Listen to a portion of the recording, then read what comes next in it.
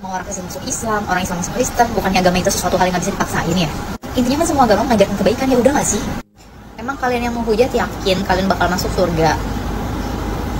Salah satu berita yang paling membahagiakan walaupun telat ya gue dengernya di lebaran ini adalah Ruben Onsu akhirnya mualaf. Kenapa gue bahagia banget? Karena kalau seseorang jadi mualaf itu dalam kepercayaan Islam dosanya itu di-reset lagi jadi 0, jadi seperti bayi baru lahir.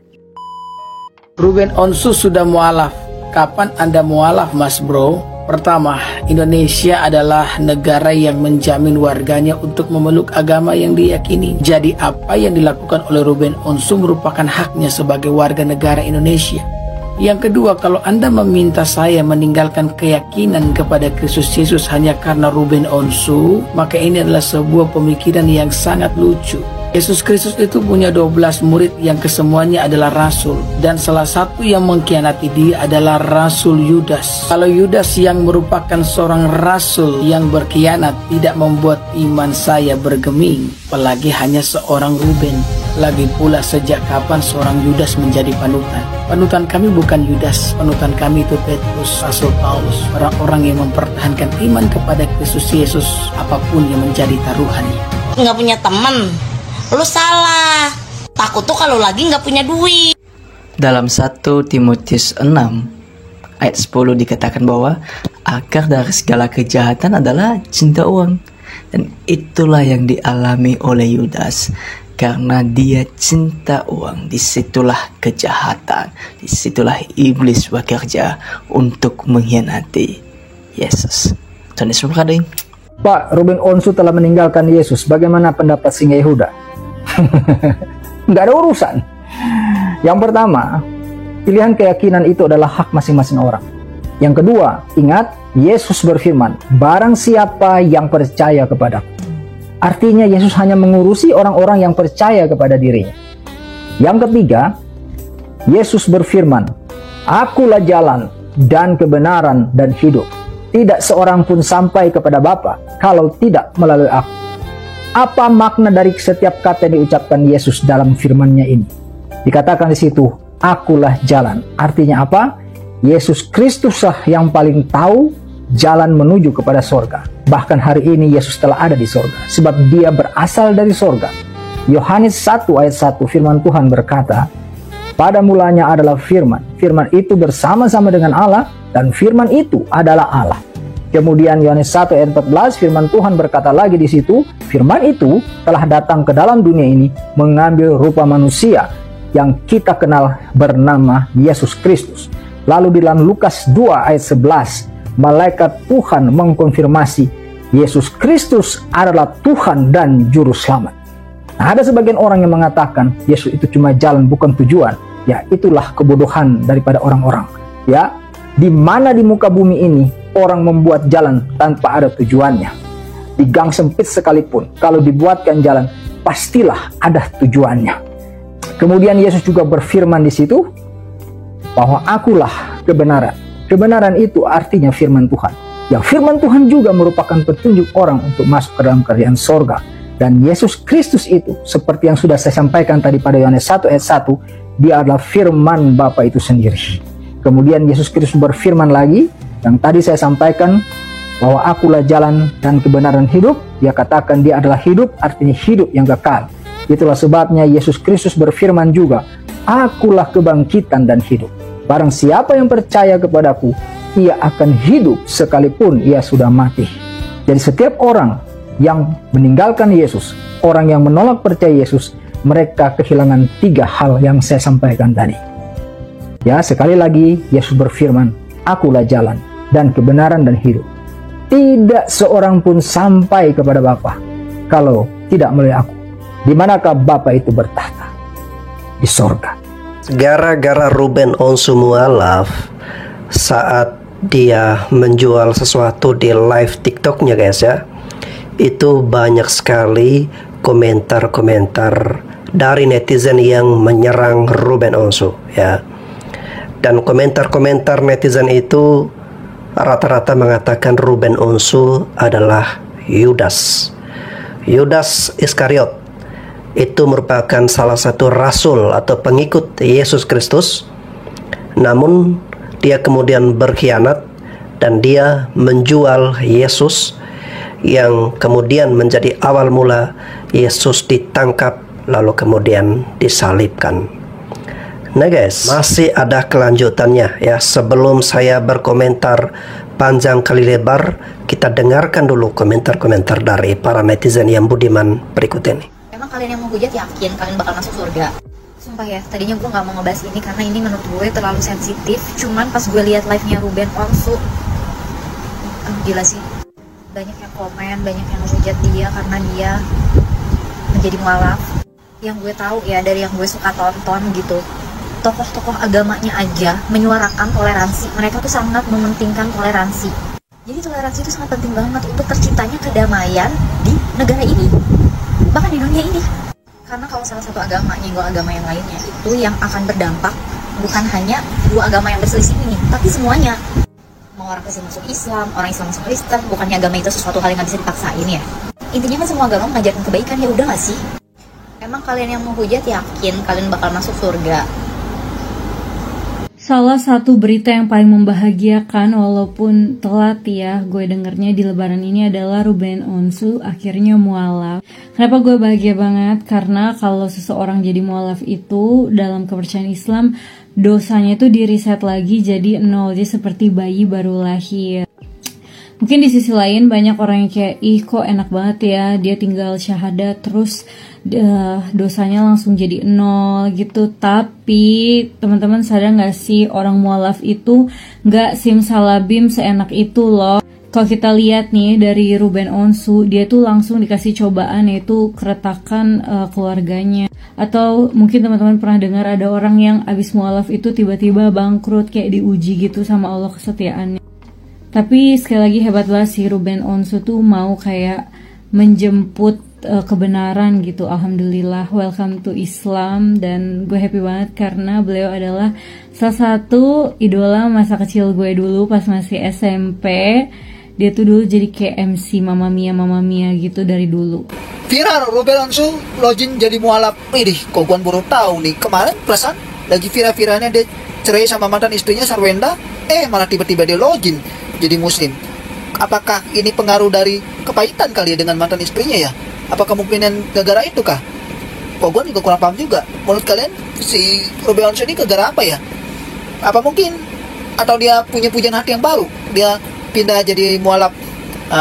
Jadi bagi Kogon sih nggak masalah sih ya. Kalau selama Ruben Onsu dia udah punya ketetapan hati untuk login, pindah menjadi mualaf, ya nggak masalah ya kan.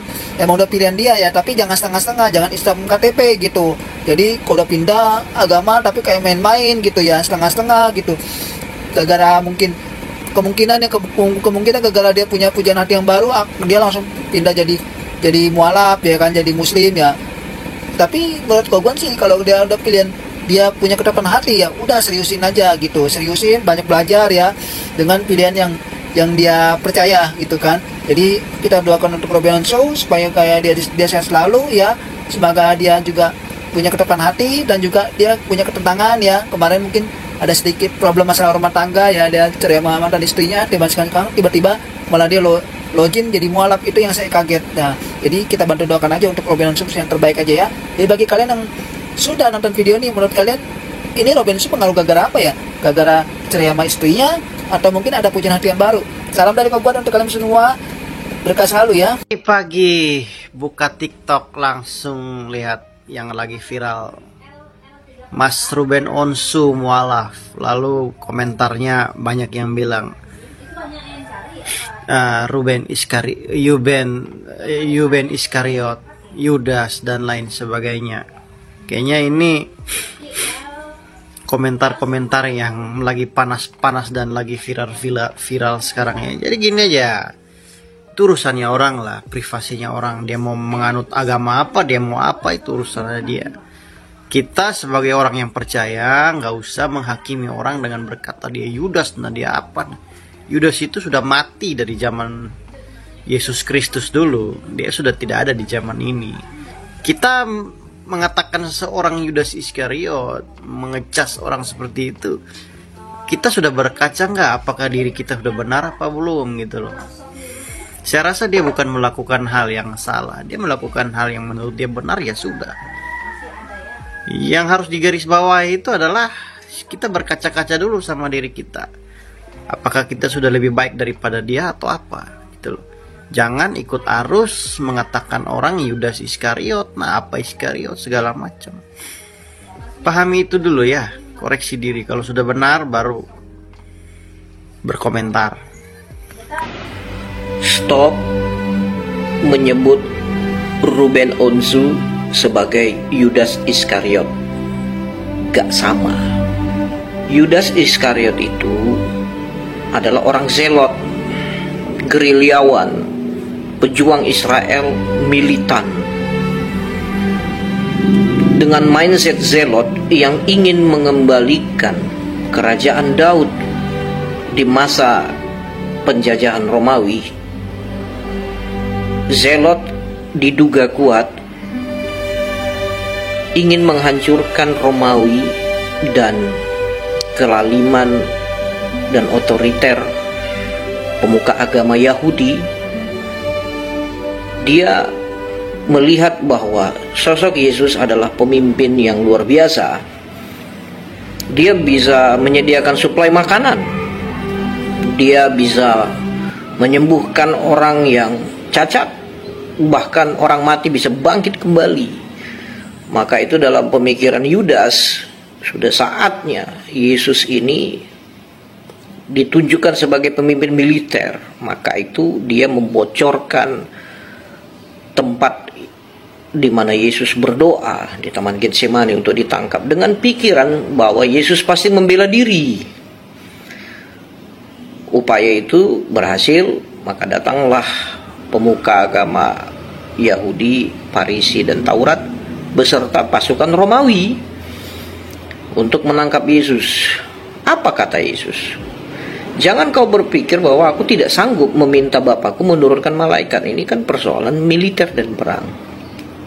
Singkatnya, dalam narasi Injil, Yesus tidak melawan, ditangkap, disiksa dan mati.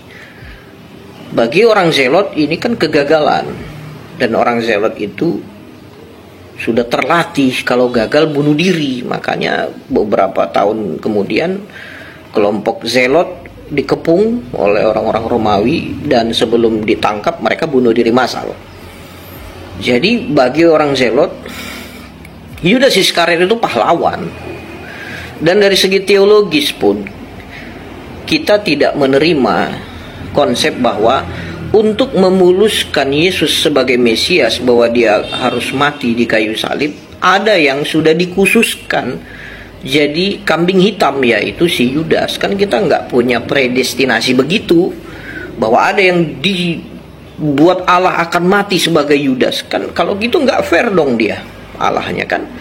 Nah, jadi dari segi politik itu kita bisa lihat bahwa Yudas itu di sisi lain patriot, tapi di sisi lain dia keliru memandang Tuhan. 3 tahun bersama Yesus kok nggak ngerti juga tentang pesan bahwa Mesias harus menebus dosa, kan nggak ngerti. Nah, kalau kita bisa pikir-pikir lah, apa dosa Yudas rupanya lebih berat dari Petrus yang mengkhianati dia 3 kali? Tetapi Petrus berani mengambil pilihan untuk berbalik kepada Tuhan, dan itu sebabnya dalam Kisah Para Rasul, Petruslah yang pertama khotbah tentang kebangkitan Tuhan Yesus. Dia percaya Yesus bangkit. Nah, itu kan pengalaman iman. Jadi saya percaya bahwa orang yang menyadari salahnya dan dia berubah kepada Allah dengan konsep dia memberitakan kabar baik bahwa Yesus mati bagi dia, itu adalah keputusan yang dihargai Tuhan. Jadi saya berpikir Yudas pun kalau dia bisa kebilang setelah pengkhianatan itu, tapi dia kembali bertobat, saya pikir pengampunan terjadi. Nah, apa kaitannya dengan Ruben Onsu yang secara sengaja meninggalkan Tuhan Yesus? Itu nggak berkhianat. Siapa bilang itu berkhianat seperti Yudas? Karena ada orang yang sudah mengikut Yesus. Ketika Yesus bilang, hari ini darahku akan tercurah, jadi kamu harus minum darahku. supaya kamu bisa mengerti, dan kamu harus makan dagingku supaya bisa kamu diberkati Tuhan. Nah, orang-orang saat itu menangkapnya hurufiah, makanya akhirnya banyak murid Yesus yang bilang perkataan ini keras, nggak ada yang bisa mengerti ini, dan mereka mundur. Jadi saya percaya itu Ruben Onsu itu di situ, dia nggak ngerti tentang Tuhan Yesus, akhirnya dia mundur. Iya, Yesus marah-marah, nggak ada marah-marah kan Yesus, nggak ada, dia bilang gue pengkhianat kalian semua, nggak ada. Jadi stop menyamakan Ruben Onsu dengan Yudas. Dari sisi patriot, dari sisi politik militer, Yudas Iskariot lebih berharga dari Ruben Onsu, jika Anda ngerti. Teman-teman, nasib artis Ruben Onsu setelah ia menolak atau meninggalkan Tuhan Yesus dikatakan para netizen dia adalah seorang Yudas. Sudah ada beberapa netizen yang menyebut dia sebagai atau seperti Yudas, di mana Yudas menyangkal Tuhan Yesus dengan menjual Tuhan Yesus dengan perkara dunia atau perkara harta. Saudara, Yudas ini yang menjual Yesus dengan uang. Ya. Nah, teman-teman, apa yang saya komentar di sini, saya mau mengajak teman-teman semua untuk melihat atau membedakan di mana ada dua murid Yesus yang pernah menyangkal Tuhan Yesus. Yang pertama Yudas menjual Yesus dengan sekeping uang perak, saudara, dalam Matius pasal 26 ayat 14 sampai 16. Kemudian pergilah seorang dari ke-12 murid itu yang bernama Yudas Iskariot kepada imam-imam kepala. Ia berkata, apa yang hendak kamu berikan kepadaku supaya aku menyerahkan dia kepada kamu? Mereka membayar 30 uang perak kepadanya, dan mulai di situ ia mencari kesempatan yang baik untuk menyerahkan Yesus. Nah, teman-teman, Yudas ini ia pergi kepada imam-imam kepala. Tujuannya apa? Untuk menjual Yesus. Lalu imam-imam kepala ini memberikan kepada Yudas 30 uang perak. Wah, ini seorang murid menjual gurunya, saudara.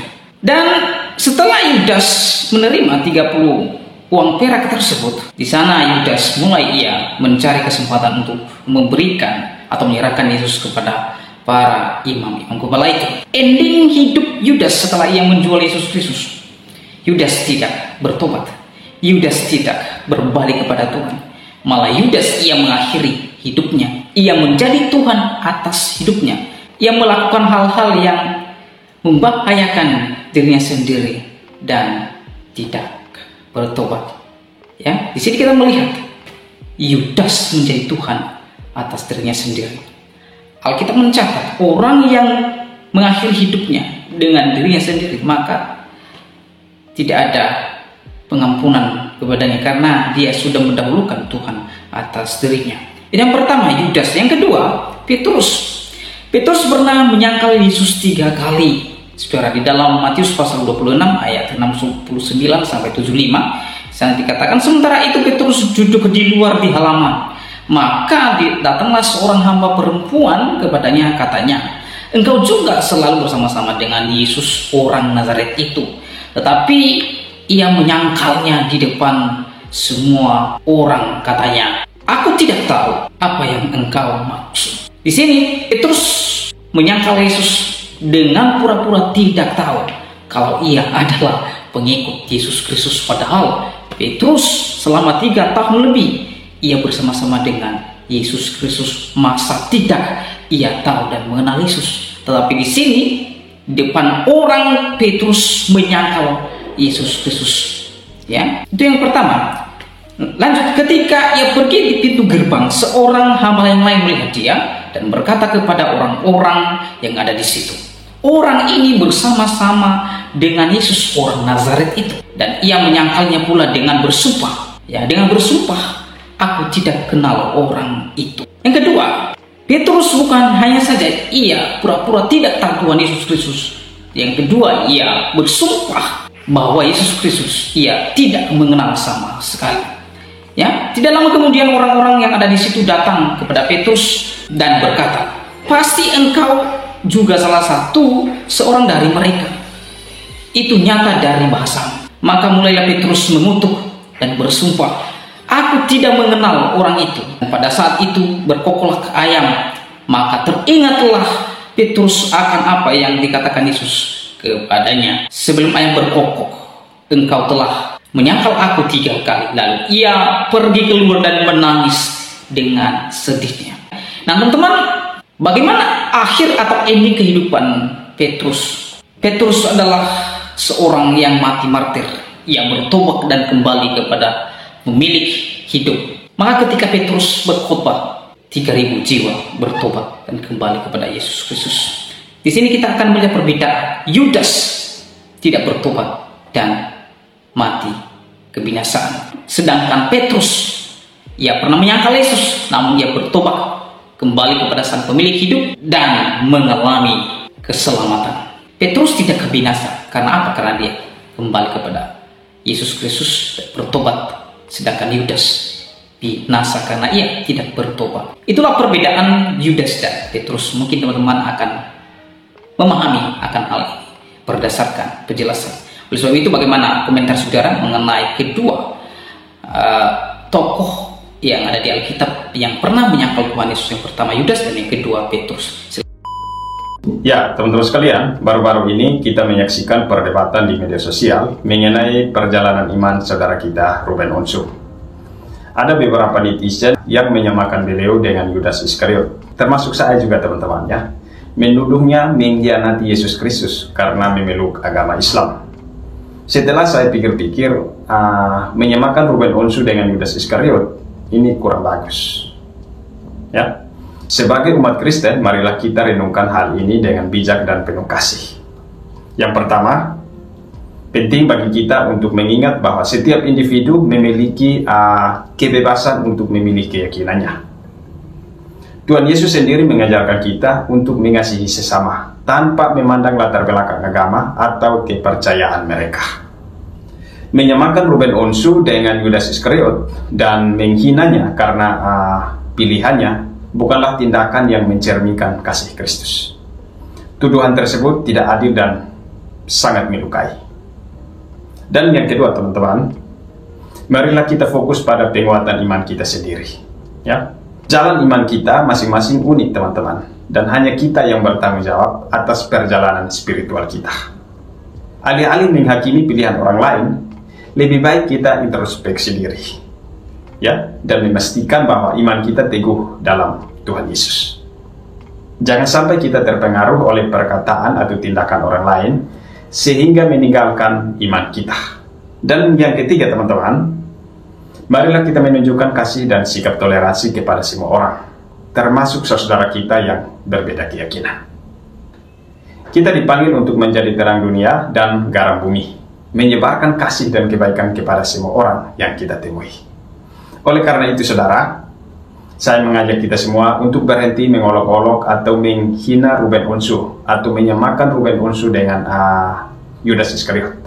Marilah kita mendoakannya agar ia senantiasa diberi hikmat dan kekuatan dalam perjalanan imannya. Kita juga harus tetap kuat dalam iman kita kepada Yesus Kristus, tidak goyah oleh pengaruh duniawi, dan senantiasa menyebarkan kasih dan damai seutuhnya. Semoga video ini bermanfaat. Tuhan Yesus memberkati. Salam.